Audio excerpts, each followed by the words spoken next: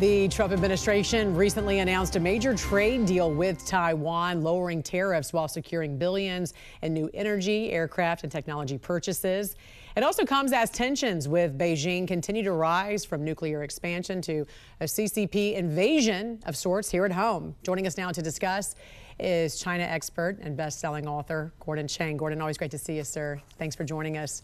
Under this new deal, Taiwan agrees to purchase more than $80 billion of U.S. goods, also eliminates or reduces 99% of its tariffs on the U.S. In return, the U.S. also going to lower most tariffs to Taiwan to 15%. Talk about how important this deal was to strengthen supply chains and also send a message to Beijing. This certainly sends a message to Beijing, and it says that the United States is behind Taiwan, because this comes after the December announcement of an $11.2 billion arms package for Taiwan, and that's the biggest ever. All of this means, when you put it together, is that China is now starting to think that maybe its rhetoric about Taiwan, about historical inevitability of annexing the island, that sounds a little bit hollow right now, because the U.S. is there to protect the island. And it also comes as satellite images show new construction and upgrades at China's nuclear sites. How concerning is this buildup? Well, China is on the fastest nuclear buildup in the world right now.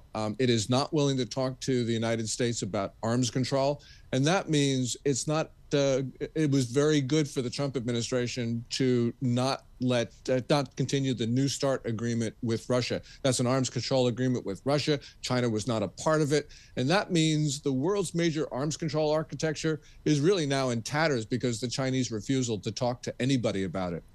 Yeah, and I want to ask you about some of these latest reports that we're seeing with House lawmakers investigating nonprofits here in the U.S. accused of spreading CCP propaganda. Obviously a huge threat to national security if we're seeing foreign money, CCP money, flowing through American nonprofits to shape protest movements and media narratives. What do you know about this? This has been going on for quite some time, especially when you look at the 2020 national election. China had a big influence in the Democratic Party primaries and in the general election. This is, maybe you could say they even had the deciding vote.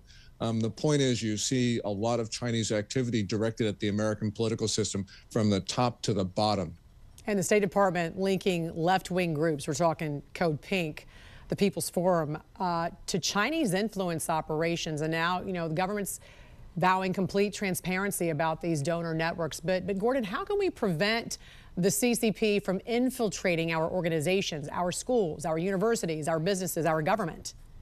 The most important thing is for the President of the United States to talk about this. The Chinese leader talks about going to war all the time, but we Americans think we're at peace. So we need President Trump to actually talk about the situation we are in, because there are these donor networks. The ones you referred to are centered around Neville Roy Singman, an American billionaire who lives in Shanghai. And he is very closely linked to the CCP because he amplifies their narratives. So this is just investigation of them, but also we need a new awareness that this is a very consequential moment. Finally, I want to ask you about removing CCP influence at the Panama Canal, a significant step demonstrating Trump's global influence to Xi Jinping. Why do you think it took so long for Panama's Supreme Court and Panama's government to remove companies that had clear ties to the Chinese Communist Party? Yeah.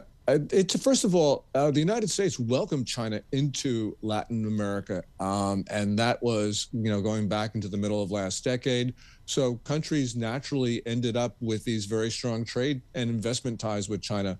If anyone's at fault, it's us, because we opened the door.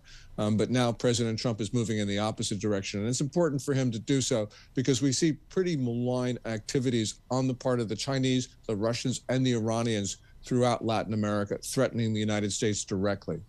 China expert and best-selling author Gordon Chang. Always a pleasure to talk to you, sir. Thanks so much for joining us here on the National News Desk. We appreciate it. Thank you, Jan.